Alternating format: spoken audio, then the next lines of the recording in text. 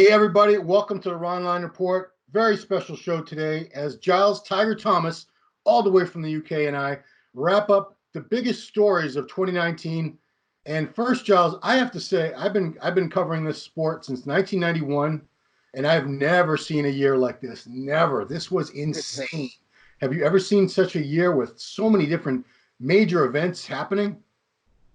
Yeah, it has been pretty eventful this year. The sport's taken quite a lot of hits this year, but yeah, there's been a lot of changes. It's yeah. I hope for a bit more stability in 2020. That's all I can say. But then we'll all complain that it's too boring. So we need a bit of drama, you know. So otherwise things get stale and everyone starts I don't know, following other sports. So it's like that old Chinese curse. May you always live in interesting times. And exactly. bodybuilding was very interesting this year. So we got a lot of stories to get through. Let's start. I'm going to try to do this sort of chronologically. So the biggest story, the beginning of the season, was Brandon Currie winning the Arnold Classic, because as we know, that often does foretell the Olympia consequences 6 months down the line. And in this case, 1 and 2 at the Arnold Classic was exactly the same as it panned out at the Olympia. So you were there. You know Brandon very well from many interviews and so forth. You were there to watch him win the Arnold. Did you see that as a next step in his career where he sort of brought things to a higher level, got himself to a higher place in the Pantheon? Absolutely, but the thing is, I remember when I used to read Flex back in the 90s, and they'd say, "Oh, so and so's won the Arnold Classic. This means he must be the favorite to win the Olympia." But how many times has that ever actually happened? It's only happened 2000, yeah, twice exactly. They're like, "Oh, Kevin Rhodes won the Arnold Classic. He's the favorite. Must be the favorite to take Dorian out or whatever." And it never ever happens, because I think the biggest thing is it's hard to peak twice, because Brandon, he winning the Arnold was more of a step up for him, because he looked better at the Arnold Classic than he did at the Olympia. He was bigger at the Olympia, but he even said it himself in the interviews. He said, I was better conditioned at the Arnold Classic. He peaked better. Because the thing is, it's hard to peak twice, really peak twice.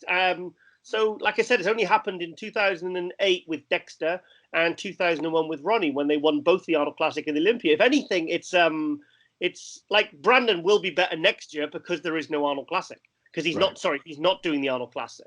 Yeah. So I think sometimes it's a hell of achievement for someone like Brandon Currie to win both. That's pretty much a career highlight. I mean, even if he wins the Olympia again, I don't think it's going to be as significant as this year, where he won both the Arnold Classic and the Olympia. Right, and I think also the first time you win the Olympia is always it's a lot more special. Like Ronnie always talks about, the first Olympia win was the most significant win of his career, and I think that most Olympia winners would say the same thing. But let's move on, because it wasn't really a story. It was great. We were all happy for him, but a story is something that gets everybody talking, and every knucklehead with a YouTube channel makes a video. And that happened after the May 4th Pittsburgh guest posing of Shawn Rhoden. Yeah, we've talked about it many times already, but we were all very shocked at the way Shawn Rhoden came out on stage, because that's the showcase guest posing event of the year. There's like 10 pros. It's almost the top 10 of the Mr. Olympia. It's Jim Manion, who's the president of the IFBB and the NPC, and it's his hometown. You know, this is sort of like we're paying tribute to Jim by coming out and guest posing at this show. So, you know, even if you're not competing around that time, I think most guys want to look decent. And man, Shawn did not look good. Shawn looked so bad that, I'm sure you were just as shocked as we all were when you saw the way he looked. I almost don't want to talk about it, because it was so intense. The media backlash. I mean, it was like a free for all. It was like a pack of wolves attacking, ripping apart like a little animal. Like a piranha when a poor little monkey falls into the Amazon River. It was like, I mean, I heard that I spoke to a competitor who was with him backstage, and he says, well, you look at, apparently he said that Shawn said, "I feel really uneasy being here," and I think because they got the call from Jim Manion, they felt pressured that they had to do it. But if you watch that video, Branch Warren and Flex Lewis were there, and they got on the mic. And I think Shawn Rhoden would have been much better off saying, "Look, I'm really not in kind of good off-season condition, I still would love to attend. I'll even fly myself out there. I'll do something. I'll do it. You would have been better off putting together like a 5-minute speech, you know, like and doing that, because this was just not helpful. And it was kind of like, and since then, nothing has really gone right for poor Shawn. I mean, I feel really bad for the guy. I mean, I wrote in my my column to come in MD, I said, like, will he ever even compete again? Because he's not in the Olympia. He's not doing. Sorry to go on to another subject, but he's not. We're going right there anyway, because I mean that we have to lead right into that, because pretty much we all figured out in July it all made sense why he looked the way he did, because you know, training and dieting probably were not anywhere near his list of priorities, because on July 12th, this was the biggest story of the year, no doubt, no doubt. Mr. Olympia, the reigning Mr. Olympia, was charged 3 different counts of rape. I think one of them's already been dismissed. But wow, we were all just floored, because we've had bodybuilders in trouble before. We've had guys get in trouble for things like drug dealing, you know, even Craig Titus murder, which is certainly a worse crime. I think anybody would agree. But he killed somebody. But we've never had a standing Mr. Olympia champion charged with a crime, and then almost immediately, I think it was a matter of a day or two later, we got that memo, the press release saying he was not eligible to compete in the Mr. Olympia. So we were all just, I think everybody was in shock. Just, wow. I've got to kick the cat out. Sorry, he's annoying me. Well, I'll keep talking, everybody. Oh, sorry. There it is. Sorry, it's very. This guy's got like, he's a crazy cat lady. He's got like 4 or 5 cats, Giles. Yeah, sorry, it really distracted me. He was crying in the background. Sorry. I know you had a lot of issues, because you know you don't like to report on the negativity, and you don't want to take part in all that, especially when it is a feeding frenzy the way this turned out to be. Everybody had their 2 bits to say about it. So you were very conflicted as to even to speak about this at all, correct? I spoke about it, but we spoke about it briefly on Global Muscle, and it's I don't know. I feel like, because within hours of the news breaking, there was like 10 videos out, and I just thought, well, what do I really add to that? I'm not going to drive to the studio to just do something about that.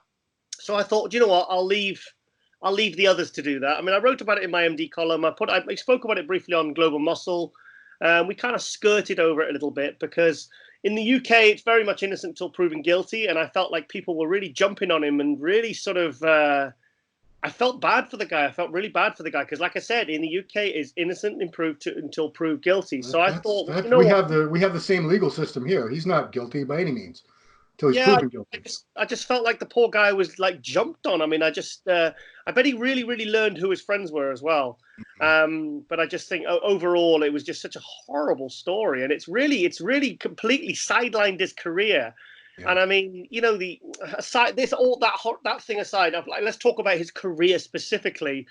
I mean, we had no reigning Mr. Olympia at the Olympia, you know, which obviously was disappointing, because you know we wanted to see him come back. Plus, he's at that age where, can he ever, if he can't do the Arnold, and the case isn't done by next year, and they don't do him the Olympia again, he's going to be kind of 45, 46. Yeah. It's like, what can he do? Go do like a second tier show, go win that, or maybe get B, or it's like where does he go from here? Because when you know, the last show he did was the Olympia. He has to either go. I would love to see him come back and do the Olympia and then the Athleticon. I'd love to see him do those 2 shows, but by then have this problem kind of sorted and dealt with, because it's just, I feel obviously the whole situation is, it's just horrible. It's a horrible situation, and it was a horrible story. I mean, it really. I mean, I got upset actually, because I think some people were really reveling in it. They took some pleasure almost in really throwing this guy under the bus, and I just felt really bad for him, you know. So unfortunately, that is the dark side of human nature. It's that Schadenfreude, as the Germans say, the delighting in the misery of others. And unfortunately, a lot of people were very happy to see the mighty. They're happy to see the mighty falling down or taken down a notch or whatever. And you know, this thing hasn't gone to trial yet. I've heard no updates. Yeah, we don't know the status of it, but he's not going to be competing again until that's all resolved. And legal process is a very slow process. I haven't heard a thing about jury selection. I haven't heard anything in months. And you know, here we are. It's almost January. I heard he wasn't even his press pass. His pro card wasn't even granted or something. Wasn't really approved, so he can't even compete until this is sorted. So AMI, the Olympia, have kind of pushed him aside until it's dealt with, and now sort of the Pro League have had. So I feel like he's like if he gets not guilty, I think there's going to be a lot of I feel like there's a lot of I feel like the whole industry will have to make it up to him a little bit. I think, well, not actually, because it's I don't know. I've heard like the AMI sort of response and say, look, we're a multi company, and we've got a sort of but it's very the whole thing's just been really devastating. I think it has hurt I think it's definitely hurt the industry as well. All right. Okay. Well, let's move on. Let's not dwell on that. Jeremy, move on to, unfortunately, another negative story. Most of these are negative. I'm sorry, people. We do have some positive ones. Don't worry. But this was a crazy year for Jeremy Buendia, who was a 4-time men's physique Olympia champ. He had lost the title in the fall of 2018. And this year he sort of seemed to really go off the rails with a lot of rant videos and feuds. And he got kicked out of an NPC event in Los Angeles. And supposedly he wasn't going to be allowed at any more of their events in the future. He was accused by an ex-girlfriend of battery and this and that. I mean, it was just a tough year for the guy. He did make an apology video saying he knows he has anger issues. He's going to work on them. And the last I heard, he was going to head over to Kuwait and train with Abdullah and make a comeback for 2020. But he's a guy that we'd even seen at press conferences in the past where, granted, he was usually being attacked by someone. I remember that you were there the year the guy in the audience, another men's physique pro, had a shot at him. Yeah, he just stood up and started abusing Jeremy, didn't he? It was like... Yeah. So we're not going to blame Jeremy. He was defending himself, but he's got a temper. He's a hot-headed guy, and unfortunately, when you're in the public eye like that, and especially if you go out of your way and make videos where you're displaying that anger and calling people out, it's not a good look. I don't know the guy, but it's man, it made me cringe a lot of times when I was watching those videos. Well, again, I don't want to kick a guy when he's down, but it's like, how can I put this? This is really awkward for me because put you on the spot, man. Yeah. The behavior obviously wasn't good. I think he just needs to sort of sit and pause and take a look at his life. I think maybe and grow up a bit. But sometimes these guys get a little bit of success and a bit of money, and it completely transforms them, and they get too big, cocky, and very full of themselves. And maybe it was just a case of immaturity. But the thing with immaturity, people can always mature. So let's see what happens in the next year, because you don't want. I mean, he got dropped by sponsors and all this sort of stuff, and I don't like hearing stuff like that because it's, you don't want to see these champions like fall from grace sort of thing, because it's not good for the industry. It's not good for them. You don't want to see people on their ass really because they've just had a. I mean, if I look back to my 20s or something, I was probably a bit of a dick back then, But we all were. Yeah. Nobody can afford to stand too much in judgment of someone, especially when maybe they are a bit of a journey. Maybe you'll come back and grow up a little bit. But because thing is, you can't go on like that, because you will end up going from there to absolute nothing. That's what you'll have. You'll have nothing left. So he's probably got a bit of a journey to go on, and I hope he does. Yeah. Well, we all love comebacks. We all love when people say they're sorry and humble themselves, and we like to. I think we're all good at heart. We like to see. Give people second chances. So I think things could very well turn around, and maybe he'll get his title back or something. Who knows? And this will all be forgotten one day. And stop talking about money on social media. It's not very classy. Yeah, whenever this goes for anybody, whether you're a bodybuilder or whatever, an Instagram model, nobody likes it when you show off your car and flash a bunch of stacks of $100 bills and jewelry, and it doesn't make anybody like you. Trust me. Ron, money, fame, positioning, it's all transient. It can all be here one minute, and the next minute it can be gone, and then you look a complete idiot. So I mean, I'm sure I've been up, I've been down many, many times in my life.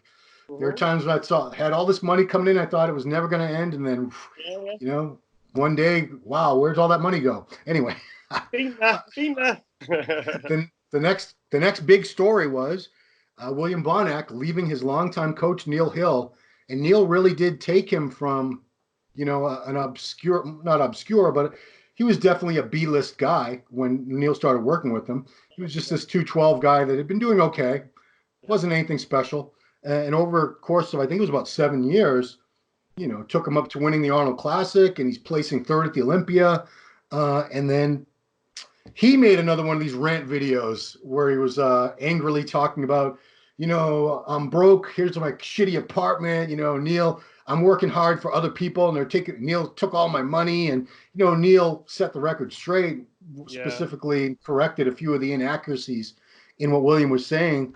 It's a he said, she said type of situation, but that was also very painful to watch because it's something, things like that.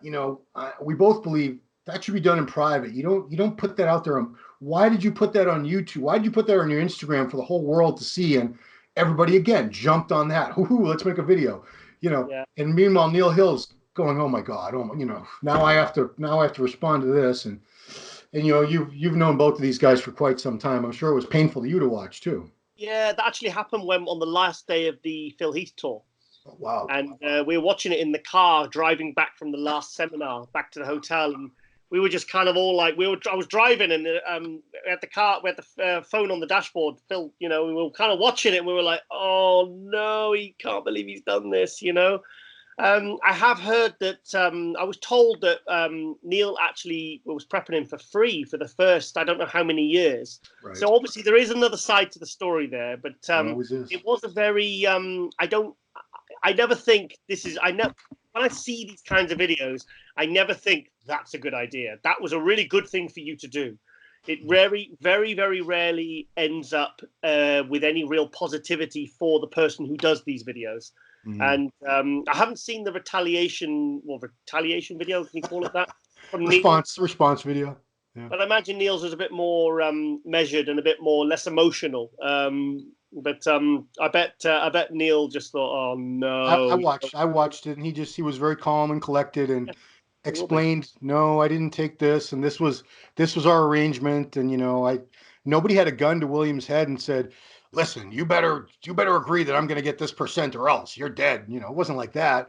I had a conversation about this in Birmingham last week with some friends, and I said, surely if I bring something to you and I take 20%, you've still got 80% of something you wouldn't otherwise have. Exactly. Yeah. So so it's better to have 80% of something than 100% of nothing. Somebody comes up to me and says, I'm with Nike. We're going to make the Air Ron Harris. It's we're going to give you $10 million, but we're going to take 25% of all sales. Am I going to say, you're horrible people, get out of here? No, I'm like, oh shit, yeah. I was watching a Jordan Peterson video today on YouTube about he was talking about if you want to become an author and everything, and he was saying he said he was asking the classroom, well, what percentage do you think you would get back from sales of a book if you're an author?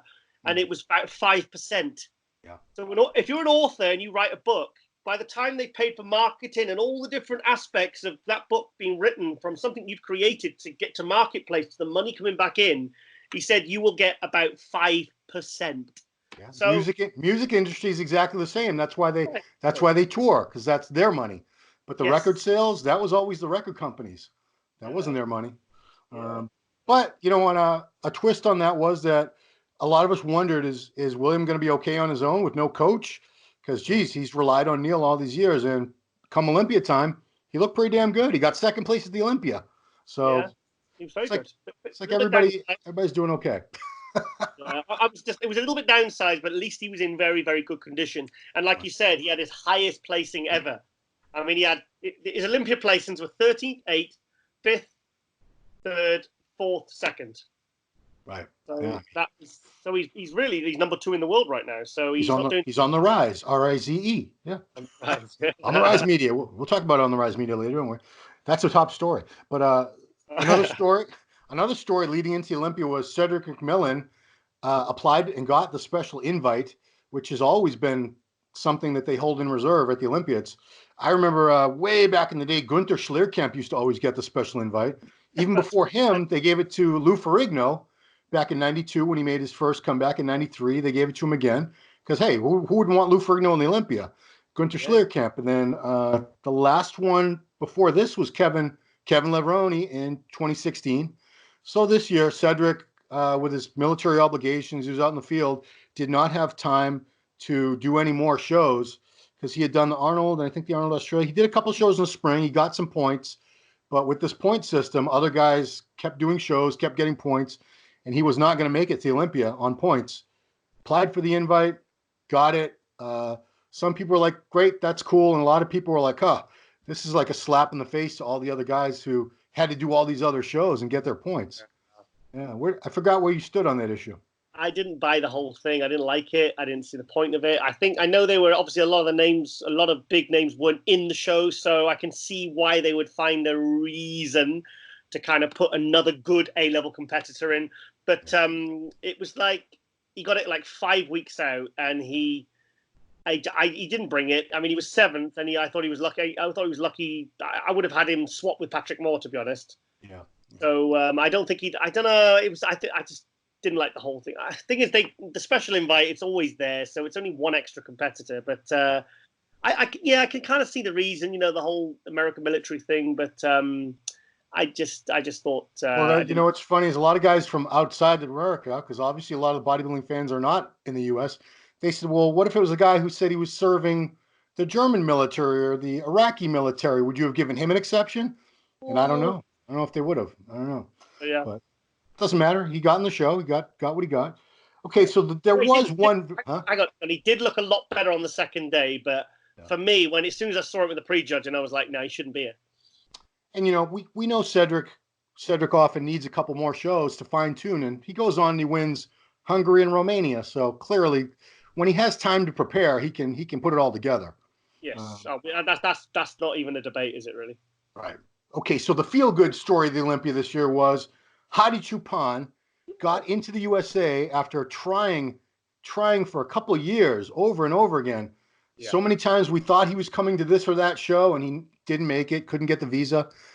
So, Hani Rambod, his coach and sponsor with Evogen Nutrition, I believe the Olympia committee, Dan Solomon, they all came together and did their best efforts with I don't know who, what authorities, but we all saw the video of him arriving at San Francisco International Airport, or wherever the name of the airport is. And wow, because this is, I didn't think we'd ever see him here because it's a political thing. U.S. and Iran have very bad relations, and there's a travel ban on Iran citizens coming into the U.S. So I just thought this poor guy, he's one of the greats. He's one of the best bodybuilders in the world, but I'm never going to see him in person unless I can get my ass over to one of these shows, across the pond. But wow, lo and behold. We did Canada. Canada's not too far, was it? Right, but it's funny because earlier he was supposed to be in the Toronto Pro back in June, and he couldn't get a visa for that. But he was able to get into Vancouver, and I think that's when we all started thinking maybe it's not impossible because Canada had refused him, and now Canada's letting him in. Maybe he'll get into the U.S., and sure enough, and it would have been anticlimactic if he showed up looking like crap and got 15th place or something, but wow, the guy brought it. It was 4th place. Yeah. Third. Was he third? Hadi. I apologize, Hadi fans, because you already got really mad. I'm sorry. He was third place, guys, third. But looked phenomenal. Wow, I was so impressed by that guy. He did look good, but I think because it was so last minute, when we did the wrap up with Hani Rambod and Flex Wheeler. And he said, look, Flex Wheeler said, I think if he'd looked like he did at Vancouver, he would have won. Yeah. So for me, I mean, Hadi was fantastic, but he was probably 85% that he was of Vancouver, which really makes it exciting for next year. Because now when he comes in next year, he's going to be 100%. We're probably going to see a better version of Brandon Currie. So it's really exciting for next year. And obviously all the other names are coming back as well. So Ramy and all these other guys. Bonek might be a bit bigger, but for me, I was so shocked. I thought it was like a Photoshop picture when he turned up, and I liked the way that they did it so quietly, and then it just happened 2 weeks before. I think it really added. I remember it really giving it a real lift, a real sort of. I think that's when people really got really excited about the Olympia because all the names dropping out. It was like people were getting more and more disappointed and more disheartened with the whole Olympia, So when Hadi came back in, it was a real kind of like feel-good story, because we had no Shawn Rhoden, we had no Ramy, so Phil was kind of teasing us right up to the last minute whether he'd come back. So when Hadi got in, it was fantastic, And thank you. Finally, somebody. It's like right now it's the party, It's so and the fact is. He was in the open as well because we didn't know whether he was going to do 212 or open. They kept us in suspense for a good week after he arrived here. And the fact that a guy at 217 can make top 3 at the Olympia at 85% really of what we saw him at Vancouver, that was impressive. So for next year, I mean, the guy is just like he's a global superstar. I mean, remember the interview you did with him? I mean, it got like ridiculous, 150,000 views or something, you know, and the guy don't even speak English. You were going through a translator. The translator did an amazing job. I can't remember your name, sir, but you were great. Appreciate all your help that weekend, because we needed you a couple times, I recall. So yeah, that was another story, was the missing men at the Olympia. We didn't have the defending champ, which is, you know, typically you have the defending champ. I mean, unless there's some catastrophe. I can't even recall the last time a defending champ wasn't able to compete. We didn't have Phil. Yeah, you want to think about that? No, but it had been a while. Phil sat the year out, and Phil left us in suspense. I mean, you probably knew long before the rest of us, but you know, we're all waiting. Until maybe like about a month after the Olympia, he finally said, "No, I'm not doing it." And we're like, "Oh, damn it," because we all want to see the best people in that show every year. It's Mr. Olympia. We want the best, all of them on stage at their best. Yep. So we didn't have him. We didn't have Rami. I don't know. Rami didn't even compete this year. He was moving from country to country and coaching situations. And, you know, Rami was sort of up in the air all year. So that's a guy who had been number 2, tremendous fan base. But, you know, and Josh was out, Josh Lenardowitz, Nathan was out. Yeah. It was a lot of missing guys, but, you know, big credit to Dan Solomon, Angelica, their whole team. They put on an amazing Olympia weekend. And it turned out, you know, I don't want to say those guys weren't missed, because we're always going to miss those guys. We want to see Phil, we want to see Rami, we want to see all of them. But, you know, it was the very best possible scenario given what we were dealing with, I think. I mean, the Open, obviously we had names missing, so obviously that's gonna you know, disappoint the fans. But look at the classic class. Look at the other classes that were bigger than ever. I mean, that was the best classic Olympia I've ever seen. I thought the quality, right down to the guys who weren't placing, were fantastic. They were really, really good. So the numbers were up. The 212 was really high level, really good. Right. You know, sometimes you get the Olympia and it'll be like the first 4 or 5 guys are good, or the figure like the top 3 are good, and then the rest are all kind of good, but not like there's a disparity between those guys and the other guys or the girls or whatever. Yeah. So the other classes were up, and like I said, the Olympia, you know, it's anyone who complains about the Olympia just hasn't been to it. You know, you got to be there, because it's like this Olympia was as good as any Olympia I've ever been to, and it was better attended this year as well. I mean, I looked around. I remember looking around. I remember doing a video, standing up and filming. I'm thinking, this place is full. Yeah, and you know, another thing that was exciting about this Olympia is we had a lot of new champions. Many times I've been to the Olympia, and almost it seems like every winner in the class won the year before. There's a lot of repeat winners this year. 5 out of the 8 divisions were new winners. We had Brandon Currie was a new Mr. Olympia, Kamal El-Gardi, a new 212 Olympia champion, Chris Bumstead, new classic physique, Raymond Edmonds, a new men's physique Olympia, and Elisa Pacini, who I never heard of before this year. You saw her at the Arnold, yeah. New bikini Olympia champion. So that was exciting to have that kind of fresh blood infused into the Olympia like that, because, you know, everyone, as much as we love certain people, if you see them say that same person win over and over again, it's hard to root for them. It's hard to get excited about the contest. Like, Jay's going to win again. Ronnie's going to win. Dorian's going to win again. You know. I mean, you think about the legends. I mean, I've been following the sport since 1990. You think about the sport. I remember well, they always say if you win more than 3 Olympias, all the fans start to turn on you. And that's what happens. You know, they start to turn. They do. It's crazy. Like, even Ronnie, we feel like, oh, Ronnie's winning again. Oh, Jay's winning again. It was just, you know, it's just funny how I think we just want to see, we sometimes do want to see a new champion, you know? So yeah.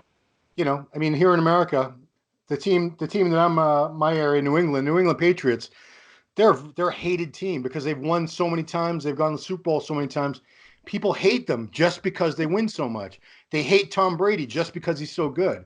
Yeah. And unfortunately, yeah, that's human nature. I want to go back and recognize a few weeks before the Olympia, we lost a 2-time Olympia champ, Franco Columbu, and you know, he was very much still a vibrant, very eloquent guy, because I interviewed him a couple times. We did an interview for the cover of MD, and then we did another interview where he answered questions and so forth. And man, he still had he was 77 years old. He's still cracking jokes and telling cool old Arnold stories. And I'm very, very grateful to have the opportunity that I did get to interview him.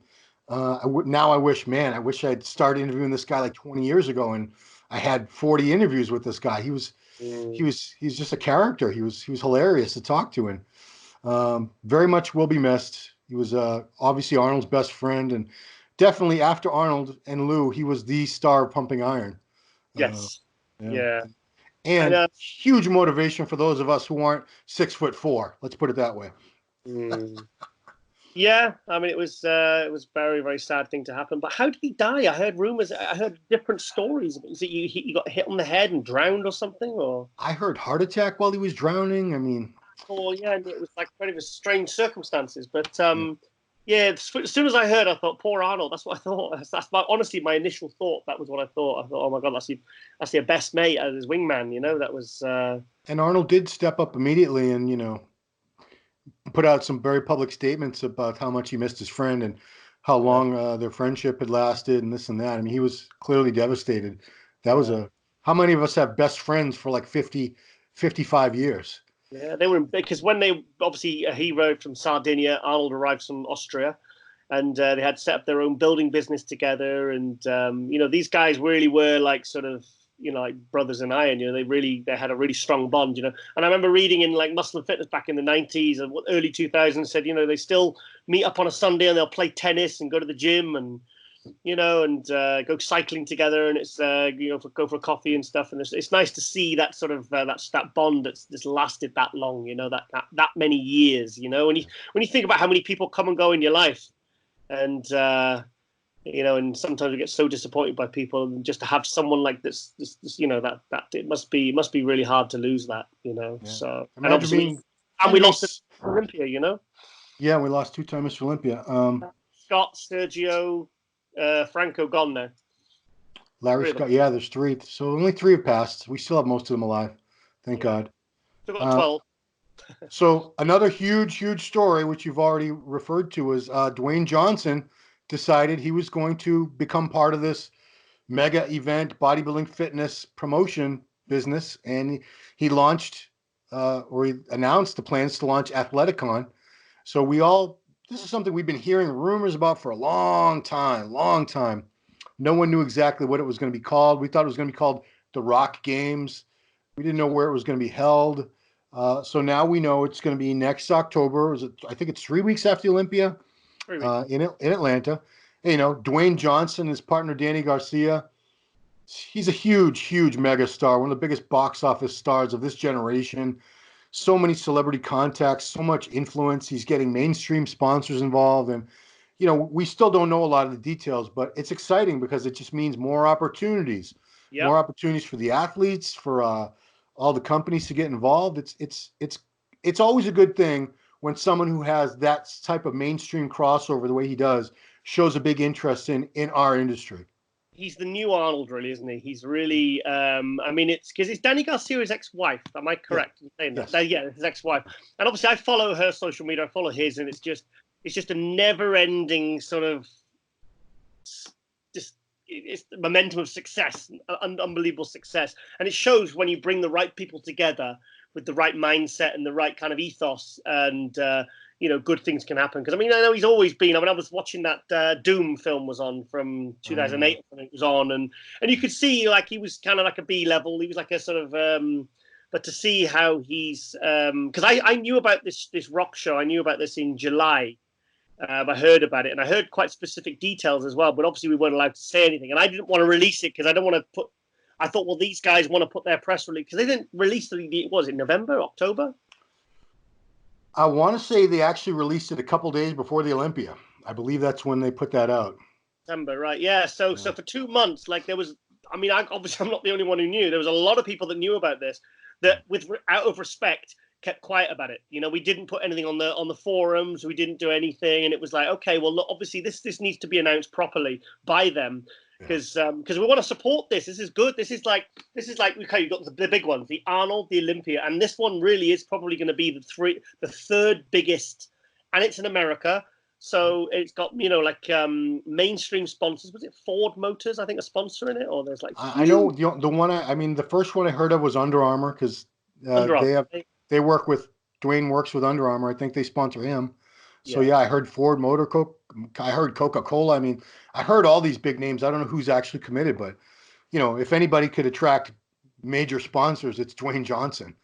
Thing is, it's only good for the industry. There are no downsides to this. It's after the Olympia, so if you're going to be placing at the Olympia, you'd be a fool to not go and do this show 3 weeks later. So, and also like the prize money, the rumored prize money, 50,000 in first in every category. There's only 35 at the Olympia for the classic, so it's going to be 2 paydays, 1 prep. So it's really good. It's really good for the industry, and anything that brings more attention, and plus it's involved with other sport, like the Arnold. It's like a multi-sport sort of festival. Really, it's a good because it'll put a really good spotlight on bodybuilding, and I think it'll.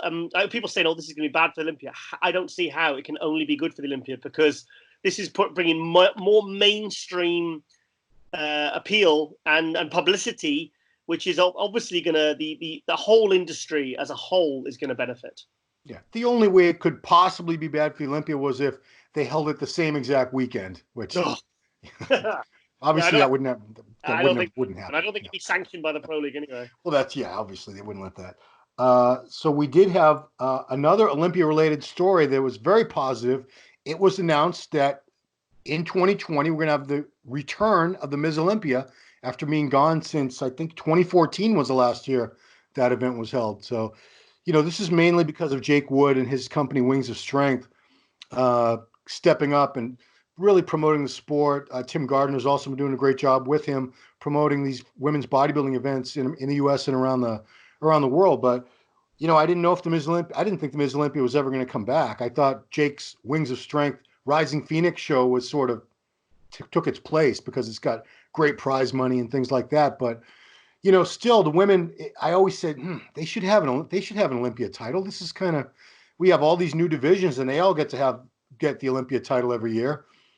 It's only fair, and thank goodness we're getting it back. So, when I started out many years ago, Corey Everson, Linda Murray, Ms. Olympia was a very, very vital part of the industry and the sport, and I'm so happy it's coming back. Go ahead, Giles. Has it been 100% confirmed? Do you know? Oh man, don't ruin my story now. No, it's just. I mean, I'm like I said. I've heard. Wasn't it announced? I thought he announced it at the show, at the Olympia. Yes, but if you have a look on the pro calendar, I believe I've been told it's not on there yet. Oh no. All right. Well, I'm not saying it's not on. I'm just saying I think there's maybe still some more negotiations to be done before it's announced. But the last I heard, someone said, I've had people say to me, have a look, it's not on there. So maybe they're just trying to negotiate maybe for better prize money, or they're trying, because the thing is, they're still going to hold the Wings of Strength show as well, which with the big prize money, with the 100,000 car and the prize money, because I think we all thought, oh well, this is just going to be a substitute for the Olympia with less prize. Sorry, a substitute for the Wings of Strength show, the Rising Phoenix, with less prize money, which is great. Like I had a discussion with Alina Popper on one of the last episodes of Globe Muscle, 3940, something like that. And I said to her, look, which is better, the high prize money or the Olympia title? And she said, well, you can have both because we're not stopping one or the other. Do you know what I mean? It's not like a substitute. It's an addition. It's like the rock show, the Athleticon. It's an addition to the calendar. It's not in detriment to anything. It's not a replacement for anything. It's not.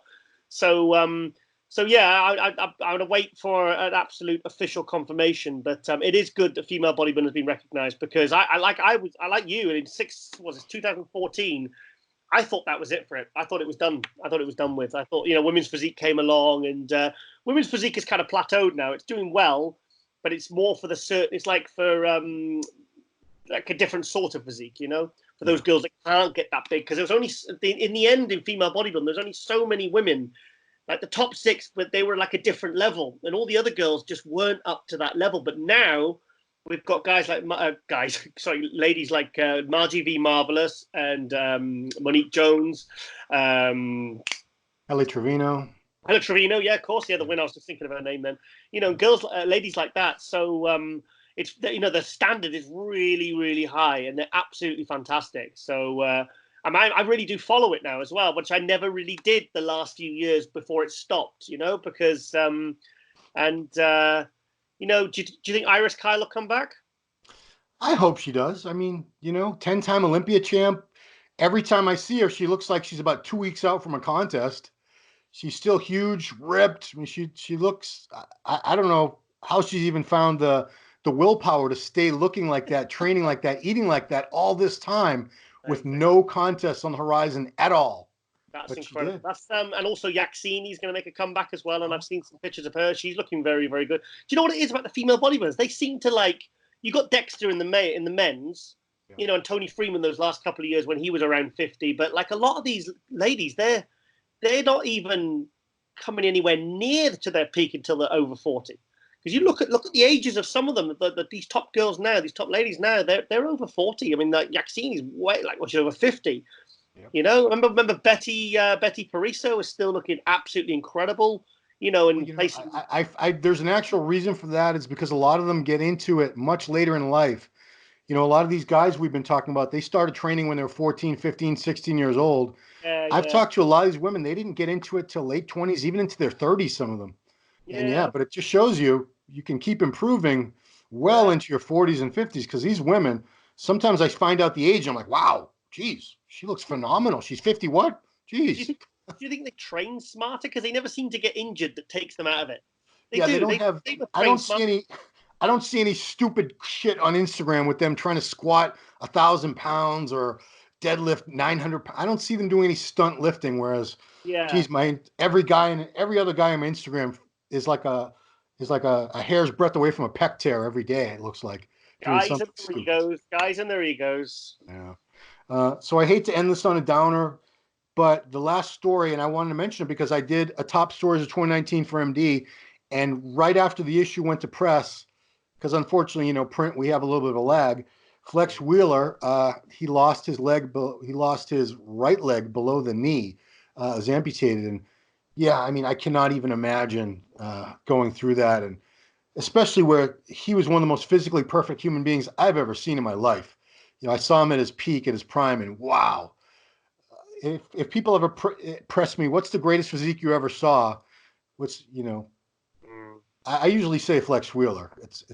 Ronnie was probably the greatest Mr. Olympia champ and this and that. As far, you can argue all that, but Flex was damn near perfect. And to see, and he's such a cool guy. I've known him so long, and he's really matured and grown as a man. And wow, I was so sad to hear about that. I mean, 3 months ago, we were doing the wrap up with him at the Olympia outside the Orleans Theatre Arena.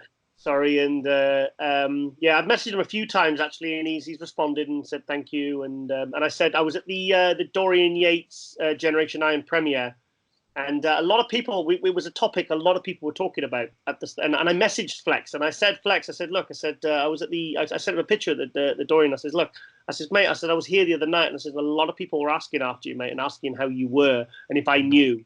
And he said, and he was surprised. He said he was surprised that people were asking about him. He was really shocked by it. And he says, really, people? And I said, mate, of course they are. I said, they're concerned. I said, because it's not your worst nightmare, but it's probably one of the top 5, I think, really, isn't it? It's but he's like, I've seen videos and I've seen pictures, and I always put a like and I put a comment and I DM him sometimes, and but bless him, what a horrible thing to happen. Imagine being given that news.